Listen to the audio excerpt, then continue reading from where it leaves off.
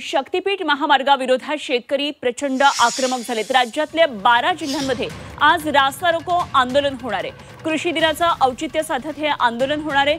कोल्हापूरमध्ये पुलाची शिरोली इथं रास्ता रोको आंदोलन होणार आहे। राज्यातल्या 12 जिल्ह्यांमधले शेतकरी आज आक्रमक होत आहेत। शक्तीपीठ महामार्गाविरोधात रस्त्यावर उतरणार आहेत आणि राज्य सरकारच्या वतीने नको असणारा मार्ग हा शेतकऱ्यांवर लादला जातोय, तो कदापि आम्ही मान्य करणार नाही अशा प्रकारची भूमिका घेत शेतकरी आज चक्काजाम आंदोलन करणार आहेत। आणि यासाठी आपण थेट कोल्हापूरमध्ये जाऊया। आमचे प्रतिनिधी प्रताप नाईक सध्या आपल्याबरोबर जोडले गेलेत आणि प्रतापच्या मागे पोलिसांचा मोठा फौजफाटा आहे आणि या ठिकाणी आंदोलनाची सुरुवात होणार आहे। प्रताप, काय नेमकं सगळं वातावरण कोल्हापूरमध्ये दिसतंय?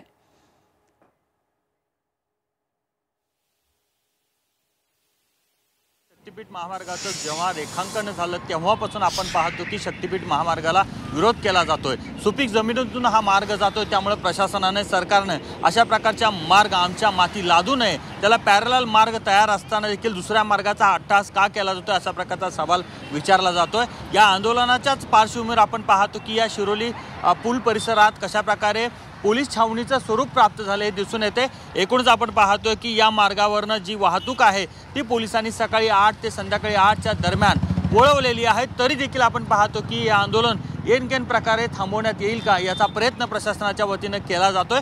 एकूणच आपण पाहतो की या आंदोलनाच्या पार्श्वभूमीवर महत्त्वाचे जे नेते आहेत त्यांना देखील या ठिकाणी नोटिसा बजावलेल्या आहेत। जिल्हा बंदी असताना आणि त्याचबरोबर जिल्ह्यामध्ये बंदी आदेश असताना तुम्ही अशा प्रकारचं आंदोलन करू शकत नाही अशा प्रकारच्या नोटिसा त्यांना दिलेल्या आहेत। एकूणच आपण पाहतो की सुपीक जमिनीतून जाणारा आणि विनाकारण करणारा हा शक्तीपीठ महामार्ग आहे, त्यामुळे 12 जिल्ह्यातील शेतकऱ्यांनी याला कडाडून विरोध केलेला। विशेषतः कोल्हापूर आणि सांगली जिल्ह्यातल्या नागरिकांनी मात्र शेतकऱ्यांनी मात्र या महामार्गाला काही केला तर होऊ देणार नाही अशा प्रकारची भूमिका घेतलेली आहे। पण प्रशासन सरकार मात्र आपण पाहतो की अनेक ठिकाणी मोजणीसाठी प्रयत्न करते तर अनेक ठिकाणी भूसंपादनासाठी नोटिसा बजावण्याचा प्रयत्न करते। त्यामुळे आपण पाहतो की प्रशासन शेतकरी जो आहे तो प्रशासनाच्या विरोधात आणि या सरकारच्या विरोधात या ठिकाणी एल्गार करताना दिसतोय। त्याचाच भाग म्हणून आज या ठिकाणी चक्काजाम आंदोलन केला जाणार आहे। हा चक्काजाम आंदोलन किती काळाचा असेल हे माहीत नाही, त्यामुळे प्रशासनानं जवळपास 12 तास NH4 वरची म्हणजेच आपण पाहतो की पुणे बेंगलोर हायवेवरचा